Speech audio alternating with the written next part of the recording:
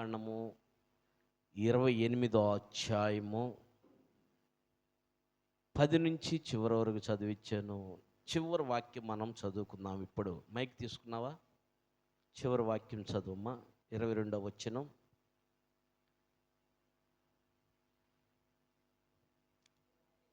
22వ వచనం. మరియు స్తంభముగా నేను నిలిపిన ఈ రాయి, స్తంభముగా నేను నిలిపినటువంటి ఈ రాయి దేవుని మందిరమగును. దేవుని మందిరమగును. మరియు నీవు నాకిచ్చు యావత్తులో, చూడండి, నీవు నాకిచ్చినటువంటి యావత్తులో 10వ వంతు 10వ వంతు నిశ్చయముగా నీకు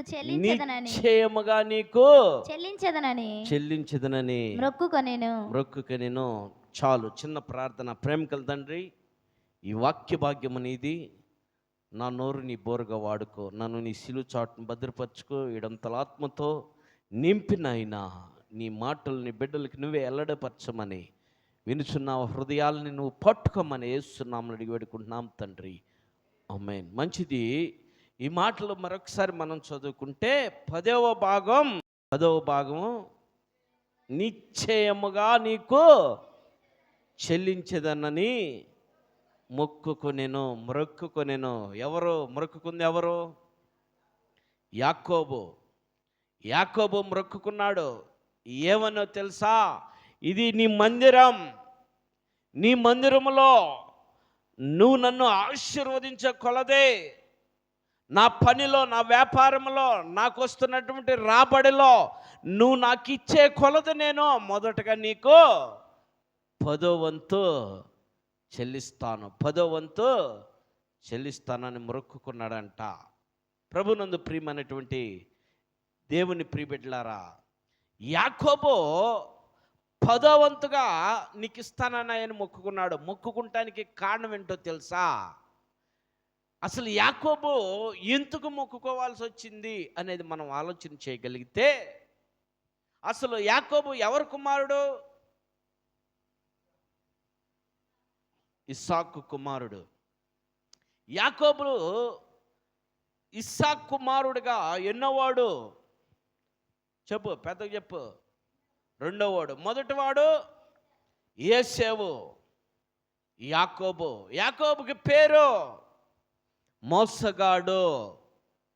చూడండి, ఎవరు చెప్పాడు? మోసగాడు చెప్తున్న మాట ఏమనో తెలుసా?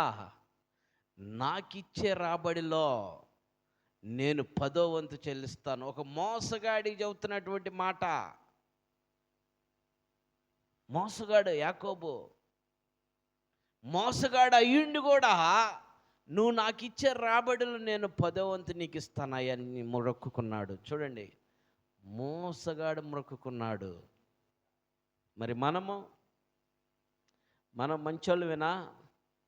దేవుడు మనల్ని మంచోళ్ళుగా పెట్టినప్పుడు మనం మొక్కలేకపోతున్నాం. ఒక మోసగాడు మొక్కున్నాడు 10వ వంతు ఇస్తానని. ఎందుకు ఇస్తున్నాడు అన్నాడు?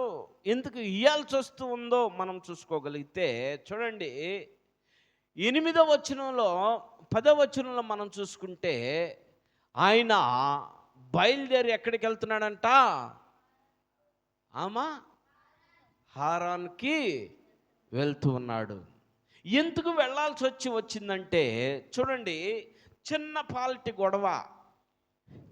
పాలిటి గొడవలో ఆయన హారాంకి వెళ్ళటానికి బయలుదేరాడు. కారణం ఏంటంటే, ఇస్సాకు వృద్ధాప్యంలో ఉండి తన పెద్ద కుమారుడైనటువంటి యేసేవుని ఆశీర్వదించడానికి, నాయనా వేటకెళ్ళి వేటాడి ఒక పొట్టేలను తీసుకొని రారా, నాకు వధించిపెట్టు, నేను తిని సమృద్ధిగా తిని నిన్ను దీవిస్తానరా అని చెప్పాడు. ఎప్పుడైతే ఆ మాట పెద్ద కుమారుడు యేసేవుకి చెబితే, ఈ మాట గోడకి చెవులు ఉంటాయి కదా, తెలుసా మీకు? గోడకి చెవులు ఉంటాయా లేదా అనుకుంటారు. ఏదన్నా చెప్పుకునేటప్పుడు గోడకి చెవులు ఉంటాయి, జాగ్రత్తగా మాట్లాడుకోండి అంటారు. రహస్యాలు. ఇది రహస్యమే. రహస్యాన్ని చెబితే ఈయననే ఇంది తల్లి. ఎవరున్నారు? రెప్కా వినేసి, రే రే రే రే మీ అన్ననే మీ నాన్న ఆశీర్వదించబోతున్నాడో, ఇదిగో వేటకెళ్ళి ఒక పొట్టేలను పట్టురమ్మన్నాడు, అది వధించి తీసుకురమ్మన్నాడు, మీ నాన్న ఆహారంగా దాన్ని తిని మీ అన్నను ఆశీర్వదించుతానన్నాడు. ఇది మీ అన్నకి ఆశీర్వాదం రాకూడదు, ఇది నువ్వే పొందుకోవాలా, నువ్వే చేయాలి ఈ పని, నువ్వే దీవించబడాలని తల్లి చేసినటువంటి ప్లాన్లో వాళ్ళ అన్న పాపము పిచ్చోడు దన వెళ్ళిపోయాడు వేటకే. కానీ తల్లి ఏం చేసింది తెలుసా? నువ్వు మందలోకి వెళ్ళి తీసుకురారంది. చూడు ఎంత మోసం. మందలోకి వెళ్ళి తీసుకొని రా, మందలోకి వెళ్ళి తీసుకురమ్మనంగలు టకటక మందలోకి వెళ్ళి పొట్టేలను పట్టుకొచ్చి దాన్ని కోసేసి వండి తీసుకొచ్చి తండ్రికి ఇస్తే తండ్రి విని వాయిస్ విని, యాకోబు అంటున్నావు, ఇది ఏసేవు అంటున్నావు, నీ స్వరం యాకోబుగానే ఉందిగా. లేదు నాన్న, నేను యాకోబుని కాదు ఏసేవుని అని అబద్ధం చెప్పినప్పుడు తర్వాత అట్టకెళ్ళగా అన్న వచ్చినప్పుడు అన్నకి తమ్ముడికి వైరం జరిగింది. తల్లి ఏం చేసిందంటే, మీ ఇద్దరు కొట్టుకొని చచ్చిపోతే ఇద్దరు చచ్చిపోతారా, నా కళ్ళ ముందే మీరు చచ్చిపోవటం నాకు ఇష్టం లేదు కనుక నువ్వు హారాము వెళ్ళిపో, మామ దగ్గరికి వెళ్ళిపో అని చెప్పేసి పంపించేసింది. హారాము వెళ్తున్నాడు. ఈరోజు నువ్వు ఏదైనా ఊరు వెళ్ళాలంటే కారులో లేకపోతే బండిలో లేకపోతే ఇంకోటి విమానంలోనో వెళ్తావు. పాపమాళ్ళు కాళ్ళ నడక హారాంకి బయలుదేరాడు. కొండలు రాళ్ళు రొప్పలు గుట్టలు అన్నీ దాటుకుంటూ వెళ్తున్న సమయంలో ఏ నరమానవుడు యాకోబు కనపడలేదు. ఆకలి అవుతుంది, తినటానికి ఆకలి, అలాగే త్రాగటానికి నీళ్లు, ఏ మానవుడు కూడా యాకోబుకి కనపడలేదండి. కనపడినటువంటి స్థితిలో వెళ్తూ ఉన్నాడు,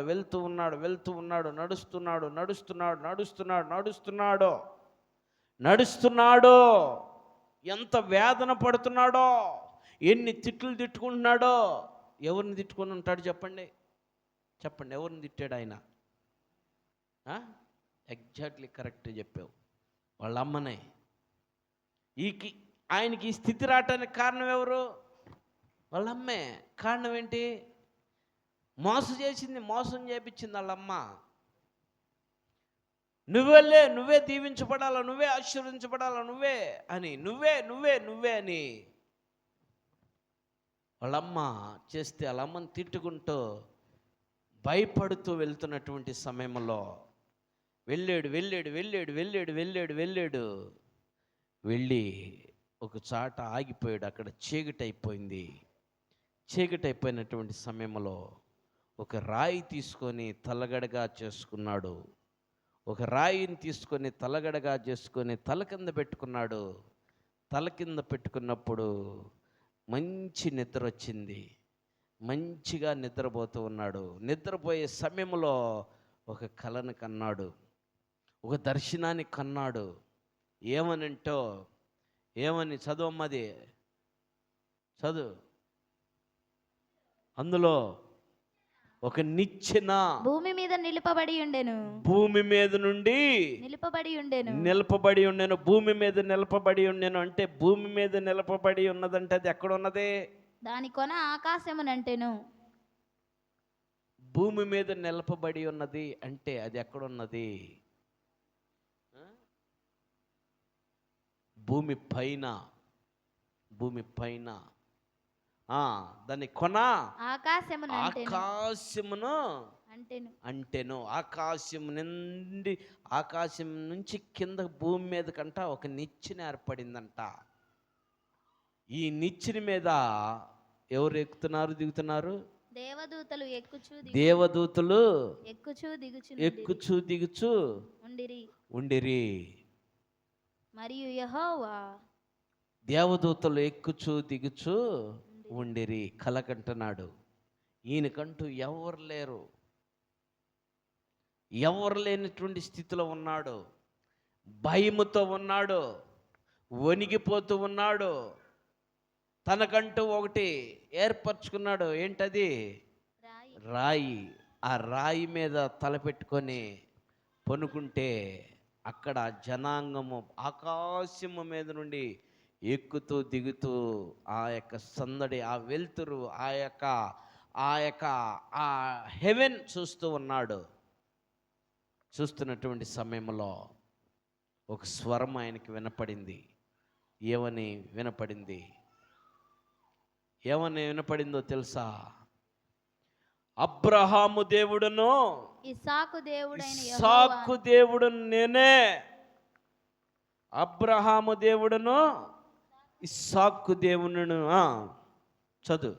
నీవు పండుకొని ఉన్న ఈ భూమిని, నీవు పండుకున్నటువంటి ఈ భూమిని నీకును నీ సంతానమునకు ఇచ్చేదను. నీకును నీ సంతానానికి ఇచ్చేదను. అక్కడ ఆగమ్మా, దాన్నే పట్టుకో.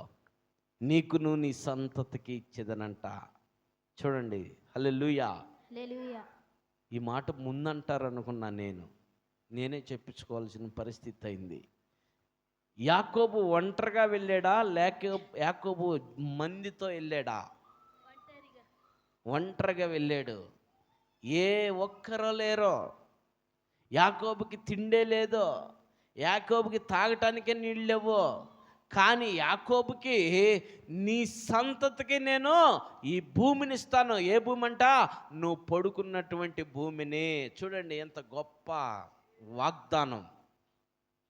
మన జీవితాల్లో మనం అన్నీ కోల్పోతాం, ఏమి లేని స్థితిలో ఉంటాం, సరైనటువంటి ఆహారం లేని స్థితిలో ఉంటాం, సరైనటువంటి వస్త్రం లేని స్థితిలో ఉంటాం, సరైన గృహం లేనటువంటి స్థితిలో ఉంటాం, సరైనటువంటి తోబుట్టువులు కూడా మనల్ని పలకరించినటువంటి స్థితిలో ఉంటాం, సరైనటువంటి కుటుంబ సభ్యులు కూడా మనల్ని పలకరించినటువంటి స్థితిలో మనం ఉన్నటువంటి టయాల్లో మనం ఏం చేస్తాం చెప్పండి?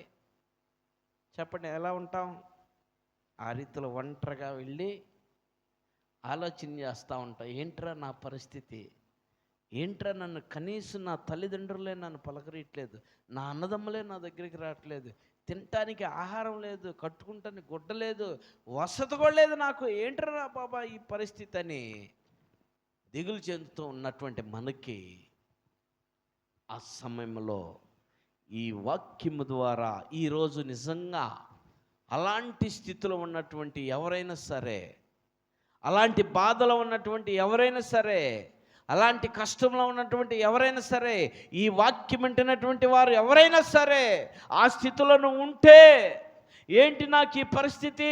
సరైన ఆహారం లేదు, సరైన వస్త్రం లేదు, సరైన వసతి లేదు, నా బంధువులు నన్ను వెలివేశారు, నా తల్లిదండ్రులు నన్ను వెలివేశారు, నా కుటుంబ సభ్యులు నన్ను వెలివేశారు, నాకు ఆదరణ లేదు అని ఎవరైతే ఈ సమయంలో ఆ రీతిలో వేదనలో ఉన్నారో అట్టి వారికి దేవుడు తెలియపరుస్తున్నటువంటి ఈ శుభవార్త ఏందో తెలుసా? ఈ భూమిని నీకు, నీ సంతతికి, నీ సంతానానికి ఇస్తానంటున్నాడు. చూడండి ఎంత వాగ్దానం ఇచ్చాడో. ఒంటరిగా ఉన్నటువంటి వాడికి అంత వాగ్దానం ఇచ్చినప్పుడు మరి ఆయన పరిస్థితి ఎలా ఉండిద్ది చూస్తే, చదువమ్మా. నీ సంతానము భూమి మీద లెక్కకు ఇసుక రేణువుల వలె. అబ్బా, భూమి మీద లెక్క కంట ఇసుక రేణువలే అంత ఉన్నదా సంతానం? ఉన్నదమ్మా, ఉన్నదా? ఆయనకి అసలు జనాంగమే లేరు అప్పుడు.